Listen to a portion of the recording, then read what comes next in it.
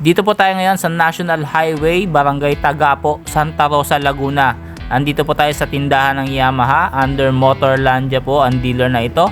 At ito, ipapakita ko sa inyo ang bagong Sniper 155. Ito yung tatlo sa mga pinakabagong disenyo o kulay ng Sniper 155 ngayon. Bakit ka kukuha nito? Well, dapat mong mapanood ang video.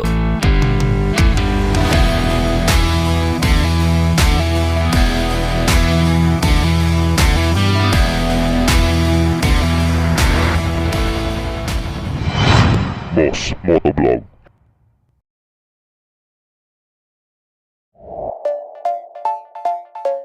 Ang Sniper 155 ay bahagi ng Kando, ang himig at ritmo ng Yamaha para punan ang pangangailangan ng kanilang mga parokyano. Hindi tumigil ang Yamaha sa inobasyon at isa na nga dyan ang Sniper 155 na dating 150cc noon.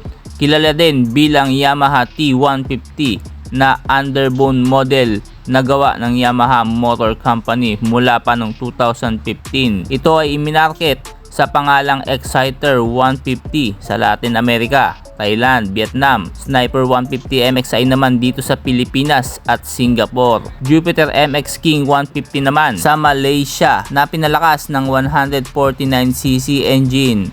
155 na sa ngayon. Dating 5-speed, ngayon naka 6-speed manual transmission. Liquid cooled ang makina nito na kayang sumipa ng 7.8 horsepower at 4.4 Nm of torque. May dalawang variant ang inilabas ng Yamaha Sniper 155. Meron niyang standard version at ang premium model. Itong kulay black ang premium model na kung saan ito po ay naka ABS na. Samantalang yung standard version, wala pa po siyang ABS. Ang price difference ng bawat isa, sa standard version ay nagkakahalaga po siya ng 124,900. Pwede ka mag down payment ng 17,000 kung gusto mo ng hulugan. Sa R version naman, 143,900. Ano ba ang meron sa Sniper 155 at bakit kukunin mo ito ngayon 2024? Unang-una, sa tindig. Mas pinaganda at in-enhance na ang forma ngayon. Pag nakita mo ang Sniper, alam mo, Sniper ang padating sa'yo. Ang forma ng Sniper ay umani nga ng napakadaming parokyano, hindi lang sa bansa, maging sa abroad. Itong Sniper 155 ay merong clutch and assist, may variable valve actuation para sa makina mo. Maganda rin yung upuan nyo, pwede pang long ride, matataba ang gulong, kaya naman sabak yan sa mga cornering kahit malayo yung biyahe, komportable. Naka disc brake po ang mga gulong nito, harap at likod, pero kung gusto mo naman additional safety features, mag ABS ka o yung premium model. Pero para sa mga hindi magugulatin at meron ng skills pagdating sa paggamit ng mga decambyong motor, well, sapat na itong walang ABS. Kamangha-mangha ang body construction ng motor na ito. Maging sa kanyang mga fairings, ang mga linyahan ay nagko-complement sa isa't isa para mabuo ang isang masterpiece na Sniper 155 na ito.